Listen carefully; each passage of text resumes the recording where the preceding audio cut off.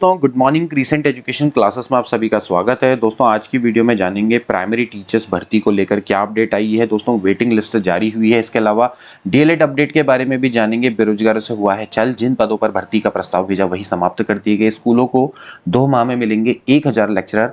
और विधानसभा में बैकडोर भर्ती, जिसके बारे में मैंने आपको पहले ही बताया था, अब ये चर्चा में आई है। बैकडोर भर्तियां करने का आरोप लगाया है और संविदा कर भी पक्के किए जाए, ऐसा कहना है महासंघ का। तो चलिए शुरू करते हैं आज की वीडियो को।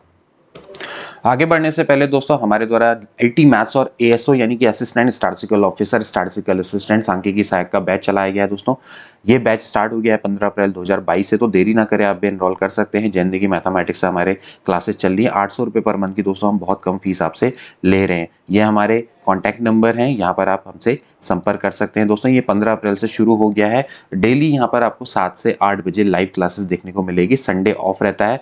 जिन लोगों ने क्लासेस मिस कर ली हैं उनके लिए रिकॉर्डिंग भी अवेलेबल है। तो देरी ना करें। अगर आप इन एग्जाम की तैयारी कर रहे हैं तो दोस्तों आज से ही जुड़े, क्योंकि आप जानते हैं कि मैथमेटिक्स और स्टैटिस्टिक्स ऐसे सब्जेक्ट हैं जिनको की लंबे समय से प्रिपरेशन करनी पड़ती है, तभी जाके एग्जाम क्लियर हो पाते हैं। अगर आप इस फील्ड से बिलोंग भी नहीं करते तो भी आप दोस्तों इसको सजेस्ट कर सकते हैं अपने दोस्तों को। सबसे पहले दोस्तों बात करेंगे भाई प्राइमरी टीचर्स भर्ती अपडेट, और इसके अलावा डीएलएड की भी एक अपडेट आई है, उसके बारे में जानेंगे। देखिए ऑफिशियल वेबसाइट है school education dot of government of Uttarakhand. यहाँ पर आप देख सकें कि भैया अनाउंसमेंट है। यहाँ पर अनाउंसमेंट को आप क्लिक कर दीजिए और अनाउंसमेंट में जाके इसको क्लिक करेंगे तो यहाँ पर दोस्तों आपको अपडेट देखने को मिल जाएगी। आप यहाँ पर देख सकते हैं सहायक अध्यापक नियुक्ति हेतु 3rd वेटिंग लिस्ट निकली है दोस्तों रुद्रप्रयाग में, ठीक है। इसके अलावा सहायक अध्यापक नियुक्ति हेतु प्रतीक्षा सूची निकली है यूएस नगर की। इसके अलावा डीएलएड प्रशिक्षण प्रवेश परीक्षा 2019-20 की काउंसलिंग सूचना भी दोस्तों यहाँ पर निकली है। एक काम करते हैं, इनको क्लिक करके देख लेते हैं। यहाँ पर दोस्तों अगर आप क्लिक करेंगे तो आपको दिख जाएगा भाई 3rd वेटिंग, ठीक। तो यहाँ पर अगर मैं इसको खोलूँ तो इस कार्यालय के विज्ञप्ति संख्या सेवा दिनांक 2 मार्च 2019 एवं संशोधित विज्ञप्ति संख्या के द्वारा उत्तराखंड राजकीय प्राथमिक शिक्षा सेवा नियमावली 2012 एवं उत्तराखंड राजकीय प्राथमिक शिक्षा पंचम संशोधन सेवा नियमावली 2018 के निहित प्रावधानों के अधीन जनपद रुद्रप्रयाग के दुर्गम क्षेत्र में राजकीय प्राथमिक विद्यालयों के सहायक अध्यापक ग्रेड 3 में लेवल 6 पर नियुक्ति हेतु विज्ञप्ति प्रकाशित की गई थी और उसके सापेक्ष 3rd वेटिंग लिस्ट दोस्तों निर्धारित की गई है, ठीक है। और 25 अप्रैल को आपको जाना है 11 बजे। ये 3rd वेटिंग लिस्ट जारी की गई है, उनको अपने समस्त प्रमाण पत्रों के संग 11 बजे वहाँ पहुँचना है, ठीक है। तो यहाँ पर ये विभागीय वेबसाइट में इसको डाला गया, ठीक है। अब ये डालते इस तरह से ही। चलो अब आप देख लो यहाँ पर दोस्तों कि ये इस तरह से रिजल्ट निकाला गया है। कल जिला शिक्षा प्रारंभिक अधिकारी, यहाँ पर देख लीजिए कि 3rd वेटिंग लिस्ट दोस्तों निकली है और ये आपका देख सकते हैं जाति है सामान्य, जीव विज्ञान, टीटी के प्राप्तांक 120 हैं, ठीक है। ये सामान्य बैकलॉग दोनों की है, ठीक। और आप देख सकते हैं कि यहाँ पर एक व्यक्ति का चयन हुआ है। एससी के विषय गणित में भी निकली है दोस्तों। यहाँ पर आप देख सकते हैं ये इतने लोगों का दोस्तों यहाँ पर चयन होता हुआ दिख रहा है, ठीक है। तो कुल मिला के 15 लोगों का यहाँ पर दोस्तों आपको चयन देखने को मिल जाएगा। सभी को शुभकामनाएं। इसके अलावा दोस्तों जिला शिक्षा अधिकारी प्राथमिक शिक्षा उधम सिंह नगर के द्वारा भी दोस्तों इस तरह की वेटिंग लिस्ट दोस्तों जारी की गई है, ठीक है। और इनका भी जो काउंसलिंग है वो पंचम काउंसलिंग है दोस्तों, और ये है 25 अप्रैल 2022 को, ठीक है। 11 बजे तक आपने काउंसलिंग में पहुंचना है, ठीक है। तो ये आपकी काउंसलिंग में अभ्यर्थियों की जो सूची है वो यहाँ पर लिखी गई है। आप देख सकते हैं कि 6 काउंसलिंग है दोस्तों। ये सिर्फ 2 अभ्यर्थियों की सूची है 2020 में। यहाँ पर आप देख सकते हैं कि 2 व्यक्तियों का यहाँ पर चयन दिखता है, ठीक है। इसके अलावा दोस्तों एक और न्यूज़ है जो कि है डीएलएड प्रशिक्षण को लेकर। दोस्तों डीएलएड प्रवेश परीक्षा हुई थी 2019-20 में, उसमें सफल अभ्यर्थियों को काउंसलिंग के पश्चात प्रवेश हेतु अभ्यर्थियों के लिए दिशा निर्देश दिए गए, ठीक है। देखिए रामनगर जो उत्तराखंड विद्यालय शिक्षा परिषद रामनगर नैनीताल है, इसने विज्ञप्ति निकाली थी और इसके द्वारा 4 दिसंबर 2020 को डीएलएड का प्रवेश परीक्षा हुई थी, ठीक है। उसके बाद इसमें फिर वेटिंग लिस्ट निकली होगी और वेटिंग लिस्ट के जो अभ्यर्थी हैं उनका 8 मार्च 2022 से 15 मार्च 2022 तक एससीईआरटी देहरादून में काउंसलिंग हुई है, ठीक है। और फिर उसके बाद उनको क्या किया गया, जनपद आवंटित किया गया, ठीक है। तो उनके लिए दिशा निर्देश निकले हैं कि आपको क्या क्या करना है, ठीक। और इनको 2nd सेमेस्टर में प्रवेश दिया जाएगा, ठीक है। और जो अभ्यर्थी है आवंटित जनपद के डाइट में प्रवेश हेतु उक्त तिथि में अनिवार्यता सुनिश्चित करें, न उसके बाद फिर प्रवेश नहीं दिया जाएगा, ठीक है।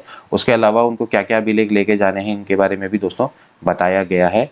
और यहाँ पर डाइट में प्रमाण पत्र सत्यापन होने तक अभ्यर्थियों का प्रवेश औपबंधिक माना जाएगा, यानी कि वहां पर भी उनका क्या होगा, डॉक्यूमेंट वेरिफिकेशन होगा। ठीक है, इसके अलावा आपको अपना एक हेल्थ सर्टिफिकेट लेके जाना पड़ेगा, जो कि सीएमओ सीएमएस के द्वारा निर्गत होता है। ठीक है, और इसके अलावा आपको कैरेक्टर सर्टिफिकेट लाना पड़ेगा और 2 राजपत्रित अधिकारी द्वारा नवीनतम कैरेक्टर सर्टिफिकेट जो कि 6 माह से पुराने ना हो, जैसे अगर आप ज्वाइनिंग लिखते हैं उसके तरह। ठीक है, और प्रवेश के समय अभ्यर्थी को 35,000 रुपये डिमांड ड्राफ्ट प्राचार्य जिला शिक्षा एवं प्रशिक्षण संस्थान के नाम से जमा करने होंगे। जिनको चंपावत आवंटित किया गया है उनको पिथौरागढ़ में उपस्थित होना पड़ेगा, ये इंपॉर्टेंट है।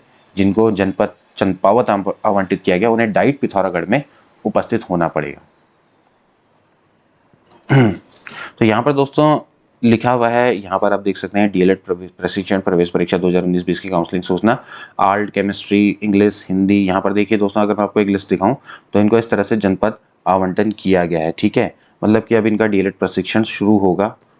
ठीक, और आप देख सकते हैं कि ये लोग हैं जिनका अभी वेटिंग में नाम आया होगा और इनकी काउंसलिंग हो गई और उसके बाद इनको जनपद आवंटन हुआ। जैसे कि देवेंद्र भंडारी हैं तो इनको देहरादून मिला है, नरेश सिंह है इनको टिहरी गढ़वाल मिला है। ठीक है, अमित सिंह रावत है इनको पौड़ी मिला है। ठीक है, तो यहाँ पर आप देख सकते हैं कि ये इतनी लिस्ट है आर्ट वालों के लिए। ठीक, ऐसे ही फिर वहाँ पर अगर आप देखें बैक में जाएंगे तो आपको दिख जाएगा कि अगर मैं आपको दिखाऊं तो आप बैक में जाएंगे दोस्तों तो यहाँ पर आपको दिख जाएगा कि chemistry, zoology, botany, English, Hindi सबकी आपको दोस्तों लिस्ट मिल जाएगी देखने को।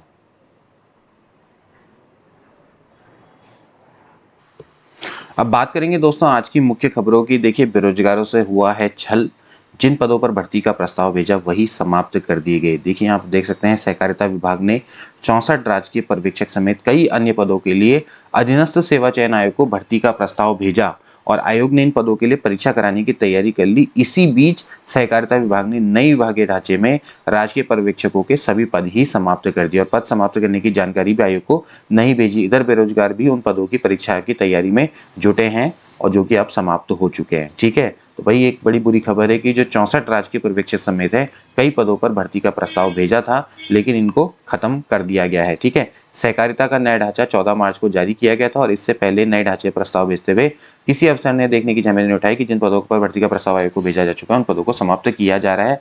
खास बात यह कि सहकारिता के अधिकारी को हिंदुस्तान ने बताया कि राजकीय पर्यवेक्षक के जिन पदों पर भर्ती का प्रस्ताव भेजा गया वे पद तो समाप्त कर दिए गए हैं। इसके बाद अधिकारियों की नींद टूटी। विभाग की ओर से बताया गया कि आयोग को जल्द ही पद समाप्त करने की सूचना भेजी जाएगी। सवाल ये उठता है कि यदि ये पद जरूरी नहीं थे तो फिर कौन से अफसर थे जिन्होंने इन भर्ती का प्रस्ताव भेजकर बेरोजगारों के संग मजाक किया। इसके बाद किसी अफसर ने यह नहीं सोचा कि जिन पदों को मृत संवर्ग घोषित कर खत्म किया गया है उसकी सूचना समय पर आयोग को भेज दें ताकि परीक्षा की तैयारी में जुटे बेरोजगार झूठी आस में ना बैठे।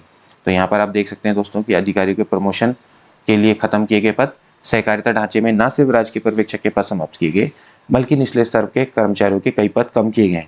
इसके स्थान पर उच्च स्तर पर अफसरों के पद बढ़ाकर उनके प्रमोशन का इंतजार कम कर दिया गया है। नया ढांचा आते अफसर अपने प्रमोशन की प्रक्रिया में भी जुट गए। प्रमोशन की इसी जल्दबाजी में अफसरों को बेरोजगारों का ख्याल भी नहीं आया। ठीक है, इसके अलावा विभागीय ढांचा और भर्ती का प्रस्ताव मेरे ज्वाइन करने से पहले ही भेज दिया गया था। अब नया ढांचा आया जिन पर पदों को समाप्त कर दिया गया है। ठीक है, यहाँ पर आप देख सकते हैं सबके अलग अलग है। इसके बाद देखिए संतोष बड़ोनी क्या कहते हैं, राजकीय पर्यवेक्षक के पद समाप्त करने की जानकारी विभाग ने आयोग को नहीं दिया। आयोग ने परीक्षा की तैयारी पूरी कर ली, अगस्त में परीक्षा कराने का कार्यक्रम भी तय कर लिया है। ठीक है, और एसोसिएशन है इन्होंने ढांचे पर ऐतराज जताया। सहकारी तक फील्ड कर्मचारी एसोसिएशन ने विभाग ने नए ढांचे पर सख्त ऐतराज जताया है। अध्यक्ष विनय कुकरेती और महामंत्री अशोक नेतानी ने यूपी के समय सिर्फ चमोली पिथौरागढ़ उत्तरकाशी के लिए पर्यवेक्षक के 176 पद थे और राज्य गठन के बाद इन पदों को बढ़ाने के बजाय सभी जिलों में बांट दिया गया। अब इन पदों को पूरी तरह से समाप्त कर सहकारिता का बेस ही खत्म कर दिया है। इसी तरह से एडीईओ के पद पर भी कम कर दिए, लेखाकार के पद बड़ी संख्या में कम कर दिए। इससे भविष्य में सहायक लेखाकार के प्रमोशन ही नहीं होंगे, अधिकतर बिना प्रमोशन के ही रिटायर हो जाएंगे और इसका विरोध होगा। अब बात करते हैं दोस्तों नेक्स्ट न्यूज़ की। स्कूलों को 2 माह में मिलेंगे 1000 प्रवक्ता, ये कहने वाले हैं डॉक्टर रावत। ठीक है, यानी कि धन सिंह रावत। प्रदेश के शिक्षा मंत्री डॉक्टर धन सिंह रावत ने राजकीय बालिका इंटर कॉलेज श्रीनगर में नव प्रवेशी छात्र छात्राओं के प्रवेशोत्सव का शुभारंभ किया। इस मौके पर उन्होंने कहा कि पूरे राज्य में प्रत्येक जिले में अधिक प्रवेश दिलाने वाले टॉप 10 स्कूलों को सरकार की ओर से एक कंप्यूटर दिया जाएगा और प्रदेश के कुल 130 स्कूलों को इसमें शामिल किया जाएगा। ठीक है, और कहा विद्यालय में प्रत्येक महीने में छात्रों का टेस्ट लिया जाएगा। ठीक, अब बोर्ड परीक्षाओं में 90% से अधिक छात्र छात्राएं पास हो, इसका टारगेट भी शिक्षा विभाग को दिया गया है। और इसके अलावा दोस्तों इन प्रोफेसर के शुभारंभ में डॉक्टर धनसिंह रावत ने कहा कि शिक्षा की बेहतरी के लिए प्रदेश में 3 महीने में 8,000 शिक्षकों की नियुक्ति की जाएगी और साथ ही स्कूलों में 4th क्लास व शिक्षक के पद भी आउटसोर्स के जरिए नियुक्त होंगे। कहा बेसिक स्कूलों में 2700 शिक्षकों की वर्षवार नियुक्ति किए जाने का निर्णय भी लिया गया है। उन्होंने कहा कि 2 महीने में स्कूलों को 1000 प्रवक्ता मिलेंगे, साथ ही 30 दिन में खंड शिक्षा अधिकारी के प्रमोशन भी हो जाएंगे।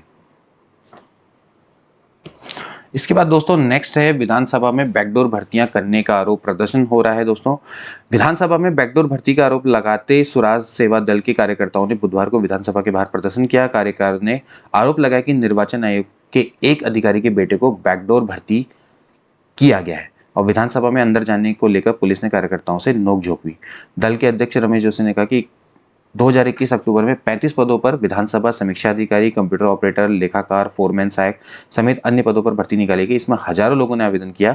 इसका अभी तक रिजल्ट जारी नहीं किया गया, बल्कि इन पदों को बैकडोर से 78 लोगों को भर्ती कर दिया गया, जिनको गैरसैंण भेजा गया है। इनमें एक अधिकारी का बेटा भी भर्ती हुआ और एक अधिकारी को दिन में 2 बार पदोन्नति का आरोप लगाया।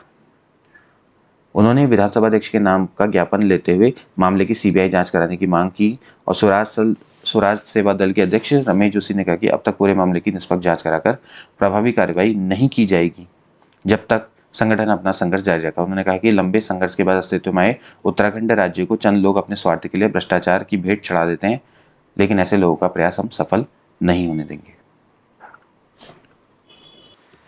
इसके द्वारा अगला है दोस्तों संविदा कर्मचारी पक्के किए जाएंगे और निगमों का ना हो निजीकरण, ऐसा कहना है महासंघ का। संयुक्त कर्मचारी महासंघ कुमाऊं मंडल विकास निगम के प्रतिनिधि मंडल के पर्यटन निगमों में तैनात संविदा कर्मियों की नियमितीकरण समेत कई मांगों को लेकर मुख्यमंत्री पुष्कर सिंह धामी से भेंट की है और महासंघ ने नियमितीकरण के संग पर्यटन निगमों के गेस्ट हाउस को निजी हाथों न देने की मांग की है। ठीक है, तो इनका यही मानना है कि संविदा कर्मियों का नियमितीकरण होना था समझौते के तहत पे, ले जो कि अब तक नहीं हुआ। गुरानी ने कहा कि समान कार्य का समान वेतन, दोनों निगमों की वेतन विसंगतियां दूर करने और निगम में कार्यरत कर्मचारी को कोरोना योद्धा घोषित करते हुए मानदेय देने के संग निगम को आर्थिक रूप से मजबूत किया जाए। उन्होंने कहा कि निगम के किसी भी आवास गृह और किसी भी इकाई को निजी क्षेत्र में नहीं दिया जाए। तो दोस्तों आज की वीडियो में इतना ही, मिलते हैं अगली वीडियो में। Till then take care and good bye.